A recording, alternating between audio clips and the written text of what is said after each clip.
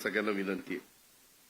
खूप जणांनी बोलत असताना एकंदरीतच आपण ज्या भागामध्ये हे शिबिर घेतलेलं आहे, सर्वकालीन सर्वश्रेष्ठ स्त्री राज्यकर्त्या म्हणून ज्यांची जगभर ओळख आहे, त्या राजमाता पुण्यश्लोक अहिल्यादेवी होळकरांच्या जन्मभूमीमध्ये असलेल्या त्या अहिल्यानगरमध्ये त्याचं नामांतर मधल्या काळामध्ये झालं।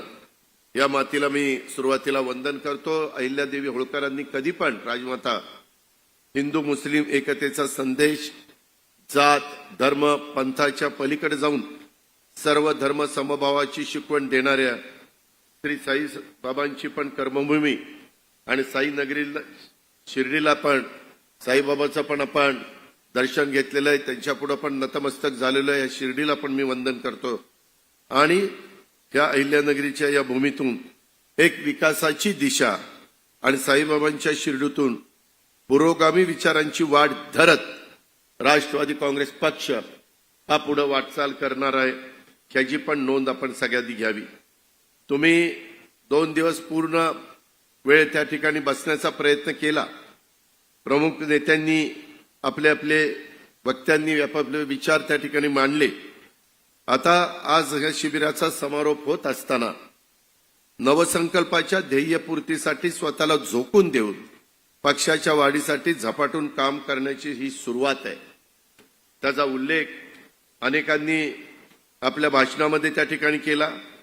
आपल्याला पक्ष संघटन वाढवण्यासाठी आज पण काही माझ्या सहकारी मित्रांनी सांगितलं की अधिकाधिक तरुण तरुणींना, अधिकाधिक माता भगिनींना, डॉक्टर, वकील, व्यापारी, उद्योजक अशा अनेक घटकांना पक्षात आणणं आणि पक्ष कार्यात सक्रिय ठेवणं यासाठी आपल्याला सगळ्यांना कामाला लागण्याची ही सुरुवात आहे।